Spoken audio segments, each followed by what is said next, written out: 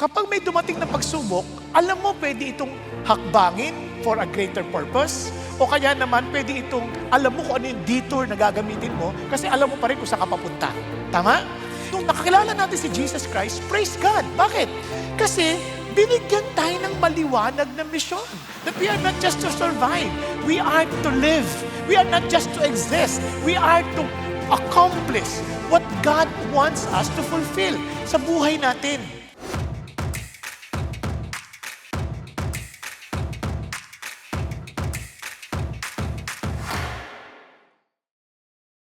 Celebrating our Missions Month tuwing July kasi it reminds us, teka muna, I'm not here just to exist. Kasi pag dumating maraming problema, parang gusto mo na sumuko Di ba? Kaya Happy Missions Month, ha? Pakisabi mo sa katabi mo, Happy Missions Month.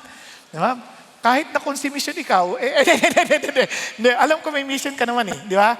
Na Happy Missions Month. Kasi mahalagang naaalala natin na meron tayong mission mula sa Panginoon Diyos. Now, itong ganda ho sa isang importanteng katotohanan that God has a heart for the nations. Hindi lamang po, ang puso ng Diyos hindi lang po para sa isang tao, hindi lang sa isang pamilya, hindi lang para sa isang bansa.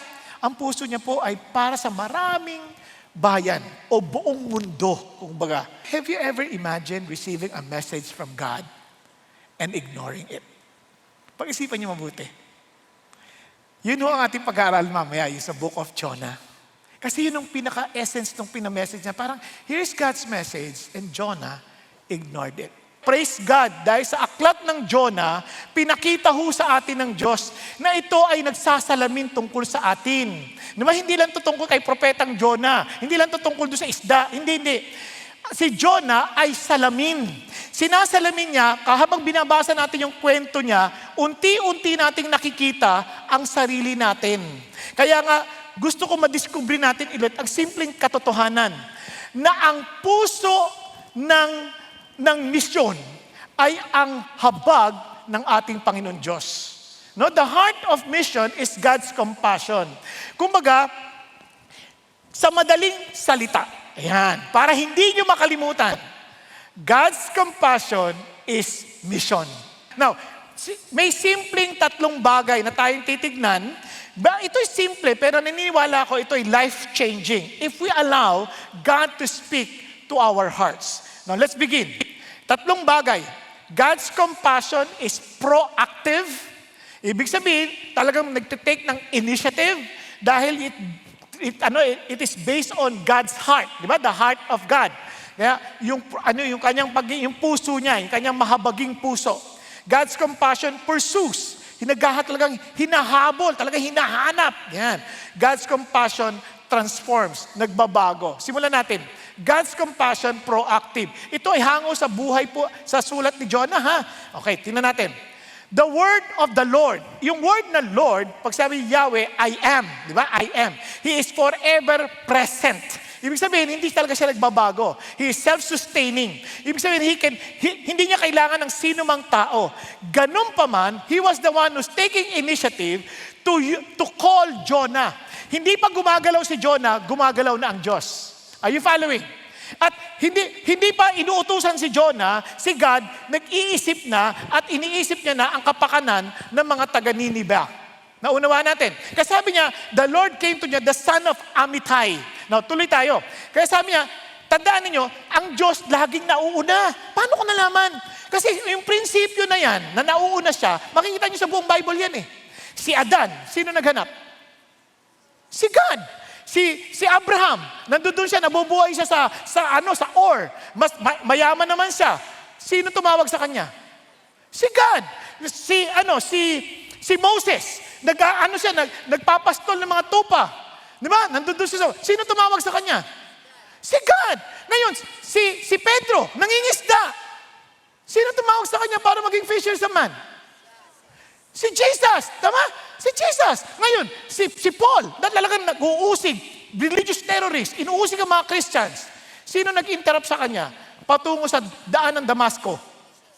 Si Jesus. Napansin niyo, God always makes the first move. Alam niyo kung tayo po ang bibigyan ng pagkakataon ng Diyos, naging Christian tayo, kung hindi si God ang unang naging talagang kumilos, hindi naman natin tatanggapin si Jesus eh. Kasi unang-unang makasalanan tayo, we're so self-centered people. And look at what God said. Sabi niya, but God demonstrated His own love toward us in that while we were yet sinners, Christ died for us. Hindi ito tungkol sa pagsisinungaling. Yung sinungaling, simptomas lang yan. Yung pandaraya, yung pambababae, panlalalaki, mga pagnanakaw, lahat yun, simptomas lang yun. Ang totoo niyan, ang sinfulness is living independently from God. Hindi tayo nagre-respond sa kanyang pagmamahal. Hindi tayo nagre-respond sa kanyang salita. Kaya we do things on our own. Kung ano yung feeling nating tama, yun ang ginagawa natin. Walang pakialam ang Diyos. Yun ang sinfulness. Yun yung parang we determine what is good and evil for ourselves. Di ba yun ang sabi ng Diyos? But it was God who take the initiative. Kaya nga, sabi ng Bible, arise, go to Nineveh, the great city, and cry against it, for the wickedness has come up before me. Ito nakakagulat. Ang sinasabi ng Lord, because He's taking initiative, pumunta ka doon sa lugar ng mga terorista. Yung galit sa akin, galit sa salita ng Diyos, galit sa mensahe ng Panginoon Diyos, doon ka magministeryo. Kasi ang Nineveh ay isa sa mga syudad ng Assyria na siyang napaka-cruel. Ubod ng sama. Ibig sabihin, alam niyo ba kung gaano sila ka-cruel? Ito yung mga naghahati ng tiyan ng mga buntis para kainin yung bata. Hindi ito biro. Tapos sabi, Lord, pupunta ako dyan? Ano? Lord naman, wala namang ganyanan. Sabi, Nineveh. Parang neba. Parang ganun ba? Parang Lord, hindi tama yan. Pero bakit siya pinapupunta ng Diyos doon? Kumbaga, sa lahat naman ng lugar, bakit yun pa? That is exactly the point. Kasi si God, yung compassion niya, umaabot sa mga taong iniiwasan ng iba. Yung mga, tayo, kung meron na silang pipiliing tao, at ikaw ay hindi mapili, hinahanap ka ng Diyos. Di ba? Sa sobrang sama ng mga taon to, people will never dare to minister to them. But God is willing to reach out to them. Nakuha ninyo? Kaya sometimes, itong problema natin, we want God to bless us. But we don't always want Him to bless the people we don't like. Kaya nga, itong problema rin ni Jonah. Kaya ang ginawa ni Jonah sa verse 3, but Jonah rose up to flee to Tarshish. Buti sana kung lugar lang pinag-usapan, from the presence of the Lord. So he went down to Joppa. Pansin niyo yung picture, pababa. He went down to Joppa. Parang pinapakita na kung saan ang direksyon ni Jonah. Pababa. Hindi pataas, pababa. And sabi ganon, and found the ship and was going to Tarshish, paid the fare, and went down into it to go with them to Tarshish from the presence of the Lord. Itong pinakamalungkot. It's not about just a place. Punta akong Tarshish. Hindi. You are going away from God. Kasi yung lugar, kahit na saan pa yan, kung hindi mo kasama si God, yun ang pinakamalungkot na lugar. Kaya nga wala sa lugar ang pagpapala ng Diyos. Nasa presensya ng Diyos. Itong si Jonah chose not to be with God. Anong problema nito? Saan ka nakakita ng ganoon? Hindi ba? Parang, paano yan? Tingnan niyo naman kung gaano kalayo yun. Andito yung Nineveh. Ang lapit-lapit, 500 miles lamang. Di ba? Ito yung Israel. Ang Tarshish, 2,000 miles away. Ang lakayo-lakayo. Tsatsagain mo ganun katagal magbabarko ka? Ano ka ba yung panganib ng barko? Handa mong suungin? Para saan? Para lumayo sa Diyos? Anong problema mo? Parang ang hirap computin. Kasi why would a man who knew God so well run away from Him? Kumbaga yung alam mo na, yung kasama mo, napakabait, makapangyarihan, siya nagpo-provide ng lahat mong pangailangan, tapos lalayuan mo, anong problema mo? Ang labo mo naman. Galit ka ba kay God? Naunawan, ang mga tao, ganun din tayo eh. Minsan din natin naiisip eh. Na meron din tayong mga pinatakbuhang bagay na parang ang layo natin sa Diyos. Kaya sabi niya, samahan naman itong si Jonah, lumalayo kay God, ano ba yan? Alam nyo, ang problema ni Jonah, problema din natin. Pag-isipan ninyo, kinakausap ba kayo ng Diyos lately? Sa inyong mga quiet time, sa sermon o sa messages, or maybe ginagamit ng Diyos ang iyong asawa. Kasi madalas ang asawa parang Holy Spirit din yan eh. Hindi, totoo, ginagamit din sila ng Panginoon Diyos. Minsan anak, kaibigan, sirkumstansya. May mga promptings ng Diyos like, patawarin mo na yan. Makipag-ayos ka na. O kaya, maglingkod ka na. Maybe kinakausap ng Diyos iba sa inyo. Mag-share ka ng gospel. I-share mo yan sa katabi mo. I-share mo sa kasama mo sa opisina. Minsan, kinasabi ko, Lord, mag-join ka na ng D-group. O kaya, mag-lead ka na ng D-group. Pero, okay, may sinasabi siyang Diyos, matagal na. Hindi mo pa rin ginagawa hanggang ngayon. You know, friends, whenever God speaks, tandaan niyo to ha, it is an expression of His mercy. That He is there, taking initiative. Not taking initiative because He cares for us. Kaya nga ho, itong bagay na to, mapapansin niyo, kapag ang Diyos na natiling tahimik, palagay ko, maliligaw na tayo. But the mere fact that He speaks and He wants to guide all of us, siya ang Diyos na tutuong nagmamahal sa atin. Di ba? Tingnan nyo, ang tanong ho dito, pag nagsalita na si God para i-guide ang buhay natin, para hindi tayo malagay sa isang mga pagkakataong yung sakit ay hindi mo makakalimutan. Ang tanong lang, makikinig ka ba? Makikinig ka ba? Hindi, oo, makikinig naman ako, pero next week na ha, huwag na ngayon, next week na. Hindi. Bukas. Sige na, bukas, huling tawad. Hindi. Ngayon. Ngayon na sinasabi ng Diyos eh. Because God's compassion is proactive. Bakit? Because He is merciful. Kapatid, here is the interesting part. Si Jonah, hindi nakinig. Instead of going to Nineveh, nagpunta sa opposite direction. Nakita niyo naman sa mapa, kabila. At sabi niya, so anong ginawa ng Diyos? Pero alam niyo, kakaiba si God eh. Hindi niya pinalitan si Jonah. Hindi siya naghanap ng ibang propeta. He can do that. Hindi niya give up si Jonah. Yung compassion niya nagpatuloy pa rin. Kahit na tumakbo na palayo, alam niyo kung bakit? Because God's heart, God's compassion is pursuing. Alam niyo, tingnan niyo ha, umalis ha, anong ginawa ng Lord? The Lord hurled a great wind on the sea and there was a great storm on the sea so that the ship was about to break up. Alam niyo yung word na hurled? Yun yung parehong salitang ginamit ho kay Saulo nung sinibat niya ho si David. God, ang lakas doon. Power yun. And sabi ng Lord, eto, He hurled a storm. Sino nagpadala ng storm? Hindi si Satan. Hindi kamalasan. Hindi dahil sa galit si God. Hindi. Nagkakamali ka. Pinadala ng Diyos yung storm kasi ayaw ni God na magtagumpay si Jonah na makatungo sa Tarsis. Dahil pag nangyari yun, lalong titigas ang kanyang puso away from God.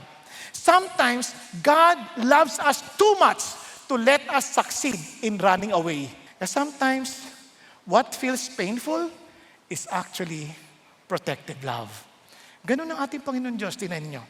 Sabi sa Hebrews, for those whom the Lord loves, He disciplines. Sino nga? The Lord hates? No, the Lord loves. He disciplines. And He scourges everyone whom He receives. Hindi niya, He scourges everyone whom He rejects. No.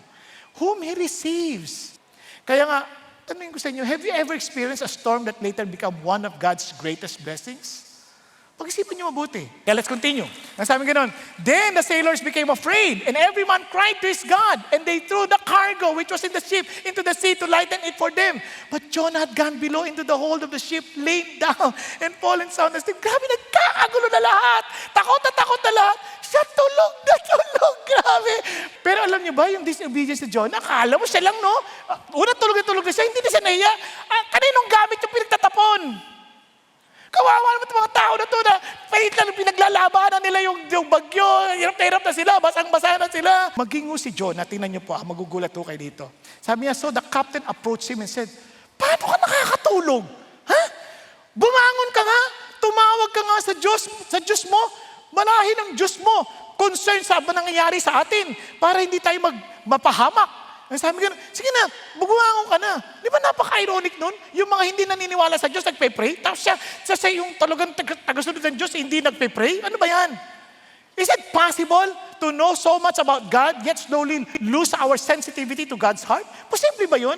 We know so much about the Bible verses, pero our hearts can swiftly, as in drifting or quietly drifting away from God? Posible ba yun? We become busy but no longer broken? O kaya posible ba yun that we are leading and attending worship every Sunday? O kaya leading a D group or serving in a ministry, pero yung puso natin ang layo na sa Diyos? Posible ba yun? Maaring active tayo sa maraming bagay, but we lost the compassion sa mga tao. Posible pala yun. Yun ang sinasabi ho dito. Pero itong amazing part, naalala ninyo when he explained kung sino siya, the captain called upon the Lord, kasi ayaw na itapon siya. Ayaw niya itapon. They called upon the Lord, and they knew it was God who answered their prayers. Kasi pagkatapon, tumahimik, naging banayad yung panahon. Grabe. And they became believers of God. Kaya itong nakaka-amaze, mismong ating kabiguan, kamalian, hindi to excuse sa kasalanan, ha? It is a moment to magnify God's grace. As sin abounds, grace abounds. Amen? Kaya alam nyo, hindi ko sinasabing excuse, pwede tayo magkakasala. Hindi. All the more nahihiya tayo. Kasi, nagkamali ka na nga, binibigyan pa ka ng pagkakataon ng Diyos. Kaya tingnan nyo, nangyari. And the Lord appointed. Tinapon na appointed a great fish to swallow Jonah. And Jonah was in the stomach of the fish 3 days and 3 nights. Nai-imagine nyo ba to? Tingnan nyo ha, God appointed the storm. God appointed the fish. Alam nyo, nakakagulat itong fish na to. Kala ko noon, ang miracle, yung isda, sinakmal si Jonah. Yun ang akala ko. Okay na, buhay siya in 3 days eh. Alam niyo ko yung tinapon siya sa dagat, pwede na siyang lunod doon. Kasi ang lakas ng alon nun. Tapos palalim yun. Siyempre, hindi naman yun pagkatapon, yung isda. Hindi naman ganun ang kwento eh. Pinadala na ng Diyos yung isda para i-rescue si Jonah.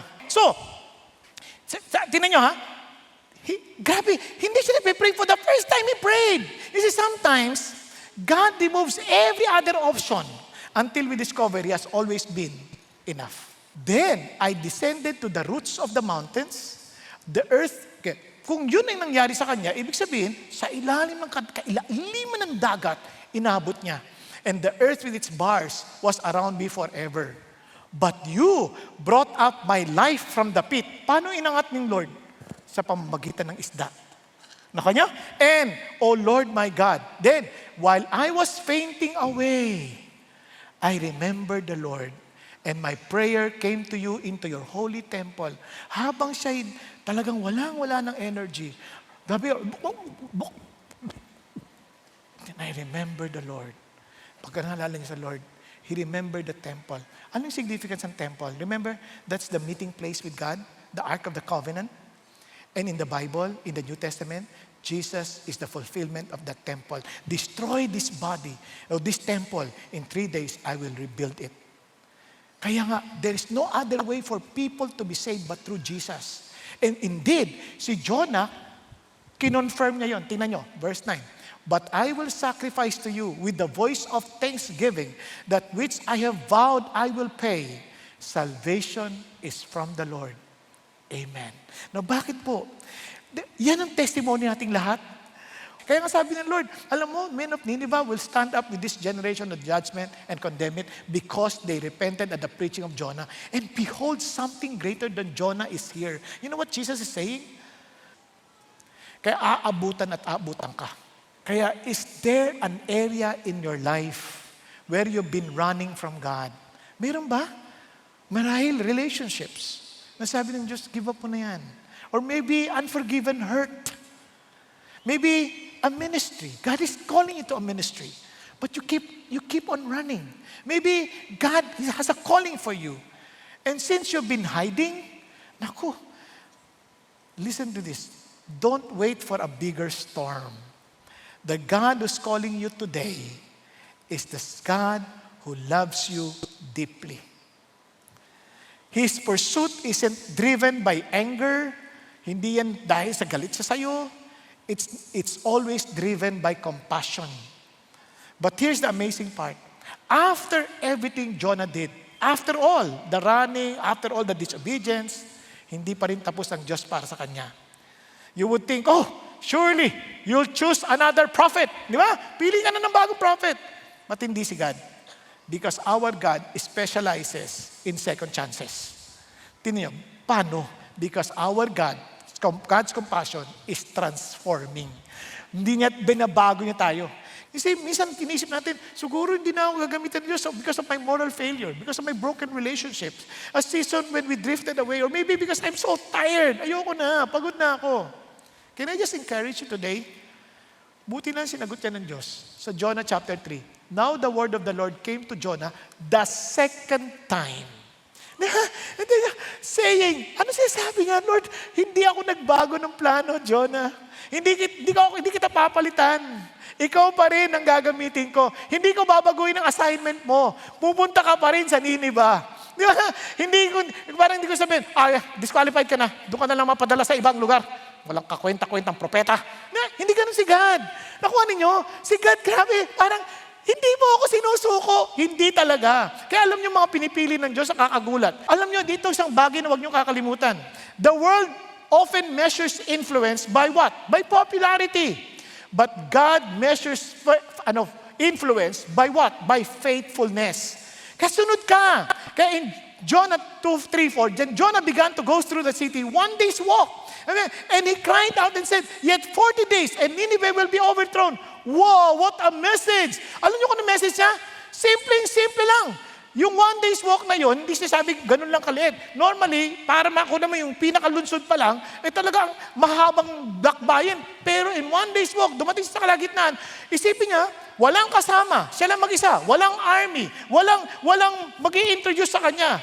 Bigla na nagpakita, yet 40 days, Nineveh will be overthrown. Yun lang ang message.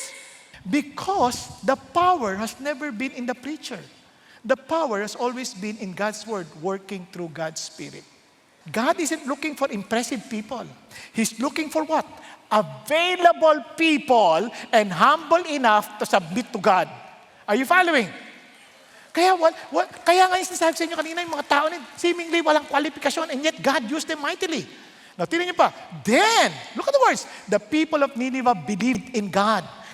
Sa simpleng message na yun, they believe in God and they called a fast and put a sackcloth from the greatest to the least. Meaning, mula sa hari hanggang sa pinakamababa, pati mga hayop nagrepent. O kasama hayop, nagfasting din. Sakang lupit nito, ibang klase ito. And tingnan nyo naging effect. When God saw their deeds, that they turned from their wicked way, then God relented concerning the calamity which He had declared He would bring upon them. He did not do it. Grabe ang, nagrepent sila, nagsisi sila, bumalik sila sa Diyos. Talaga nagpasakop sila sa Diyos. You see, friends, napakabuti ng Panginoon. And praise God, real transformation isn't simply obeying God. Real transformation is beginning to love what God loves. Meaning, He wants us to learn and to experience breaking our heart with what breaks God's heart. Naunawaan po? Yun totoong transformation. Bakit ko nasabi yan? Kasi tingnan nyo si Jonah. Sana tapos na sana yung kwento rito, no? Wow, praise God! Na-born again sila! Yeah, praise God! They came back to Jesus! Hallelujah! Tapos yung kwento ko, ako nagawa ng kwento nito, tapos na! Pero hindi ninapos dun eh. Anong ginawa? Tingnan nyo.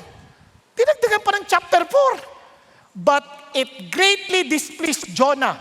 He became angry. Nakita niyo ba to?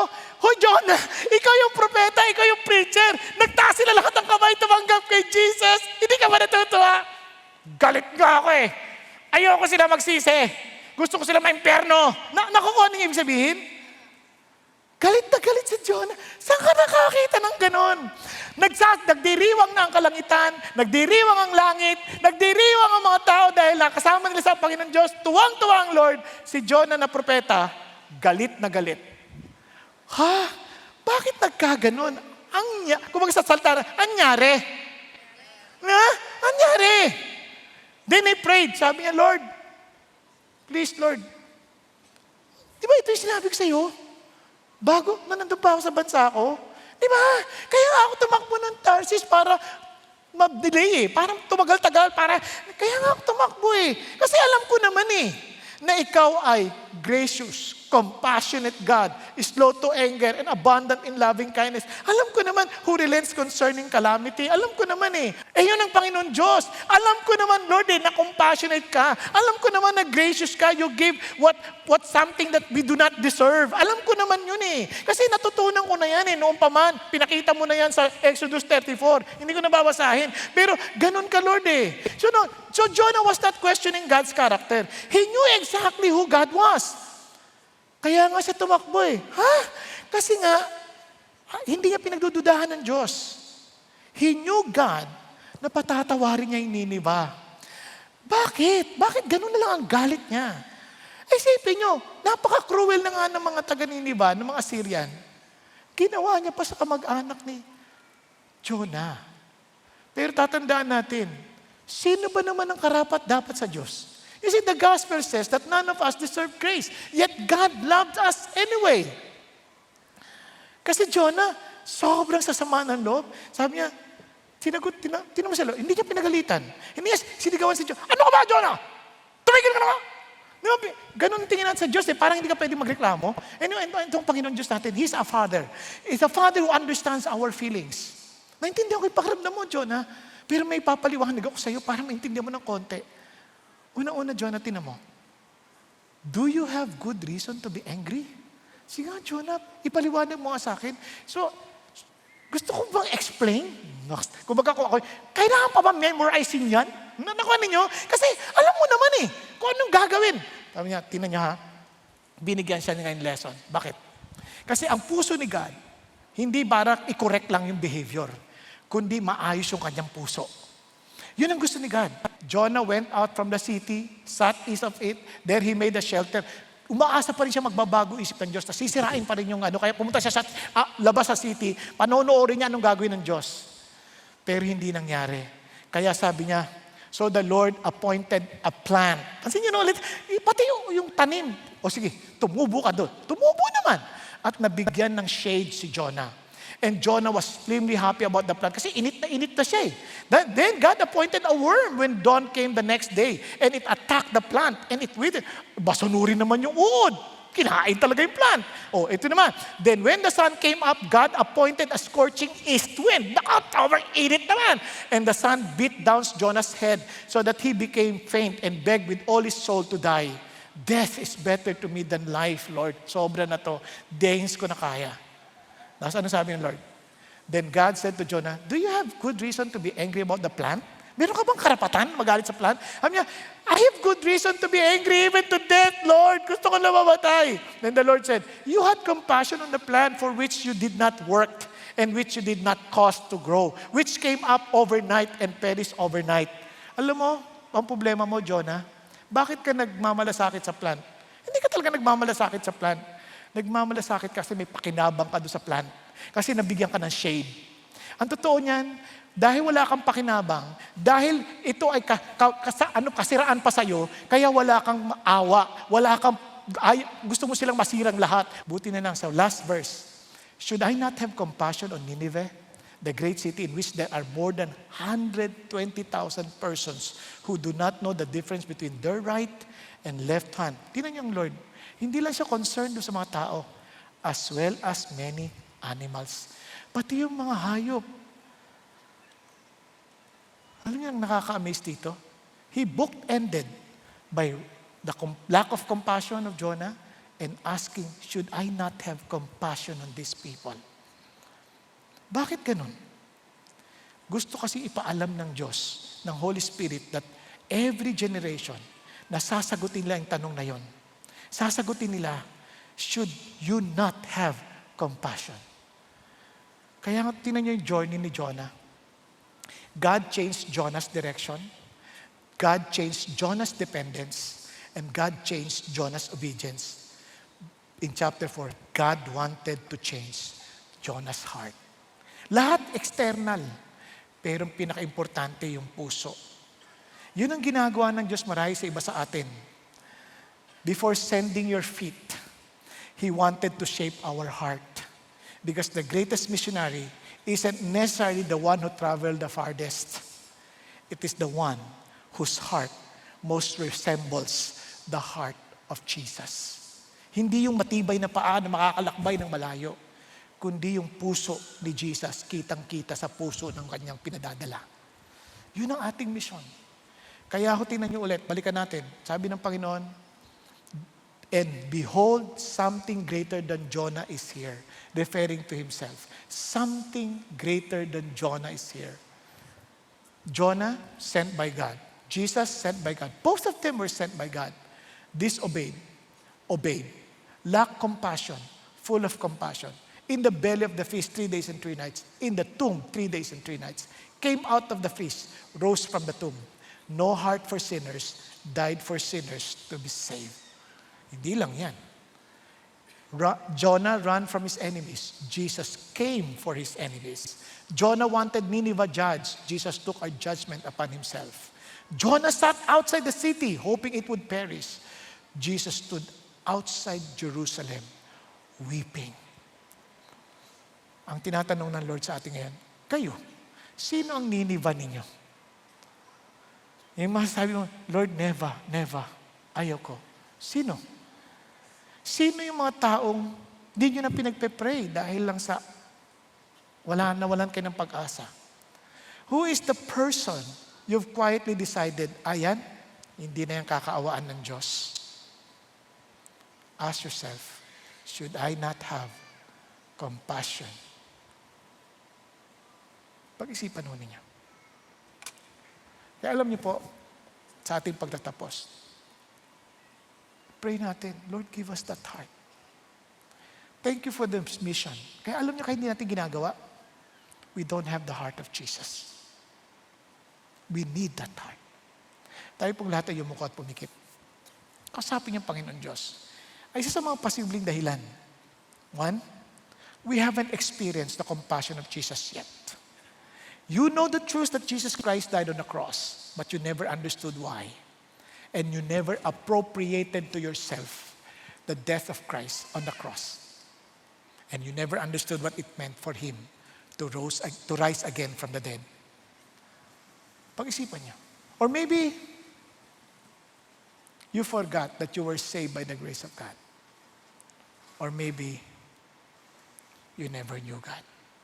Kapatid, pag-isipan niyo.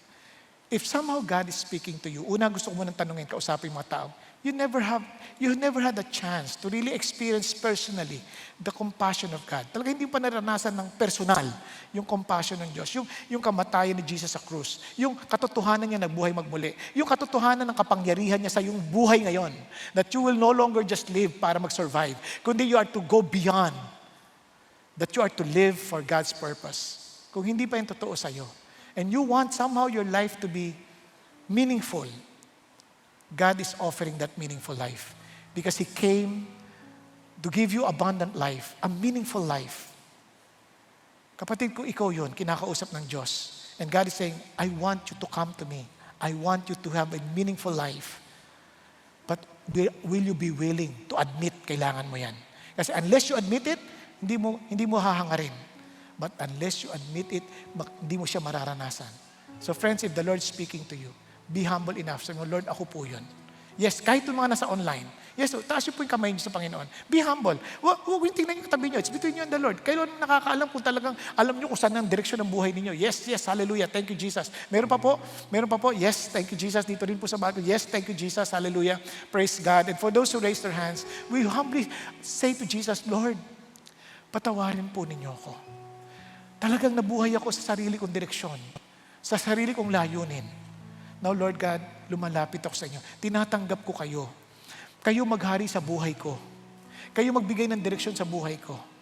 At salamat, pinatawad niyo ako sa aking mga kasalanan dahil sa kamatayan niyo sa krus. At salamat, tiyak akong pinatawad niyo ako dahil nabuhay kayong magmuli mula sa kamatayan, ayon sa kasulatan. Kaya't Panginoong Hesus, balutan po ninyo ako ng iyong biyaya. At puspusin mo ako ng inyong banal na espiritu nang sa gayon mabubuhay ako para sa iyo lamang. Salamat po, Panginoon. Thank you, Jesus. Thank you, Lord. Ngayon naman gusto kong kausapin yung mga kapatid natin dito. You know that you're a follower of Christ. Pero patagal ka nang kinakausap ng Diyos. Takbo ka pa rin ng takbo. Para kang si Jonah. And God is speaking to you now. Anak, titigil ka na bang tumakbo? Will you be willing to follow me? Will you be willing to align your heart with me? Alam nyo, the mission of God will still be accomplished with or without you. But God is giving you the privilege to be part of His team. To enjoy what God enjoys every time He fulfills the mission that He placed upon your heart. Kapatid, ulitin ko, hindi kanya kailangan. Kailangan mo siya. Kailangan mong makiisa sa kanyang misyon nang magkaroon ng saysay ang iyong buhay. Ang tanong lang, nagpapakumbaba ka bang magpasailalim sa kanyang pangunguna, sa kanyang paghahari, sa kanyang, na talagang makiisa ka sa kanya ulit, na Lord, hindi na ako tatakbo. Susunod na ako sa iyo. And God is giving you another chance. Kapatid, be humble.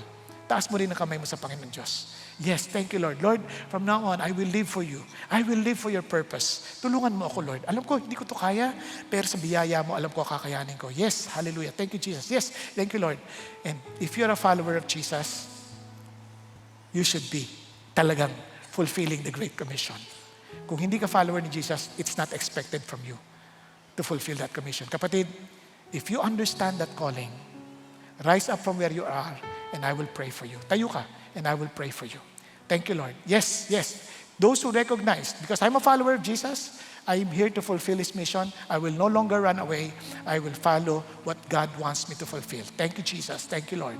Thank you, Father God. Lord, thank you for my brothers and sisters who are now humbly standing before you, acknowledging, Lord, our God, that we are to live for your, Lord, in accomplishing your mission. Lord, tulungan niyo po kami.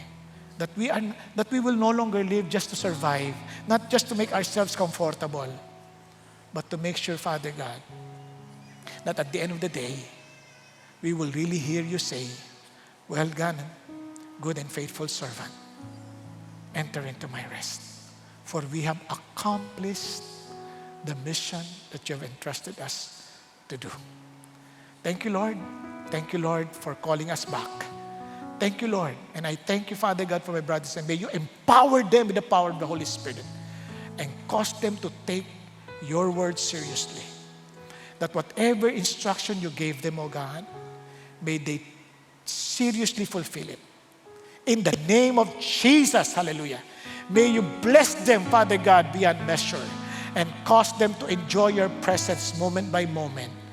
And I thank you, Lord, that though we did not see what happened to Jonah, but one thing we understand, the mere fact that he wrote the book, he wrote his journey, perhaps he humbly accepted your heart and your compassion.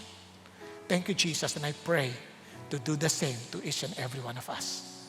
We love you, Lord, because you first loved us. In Jesus' name, amen, amen, and amen.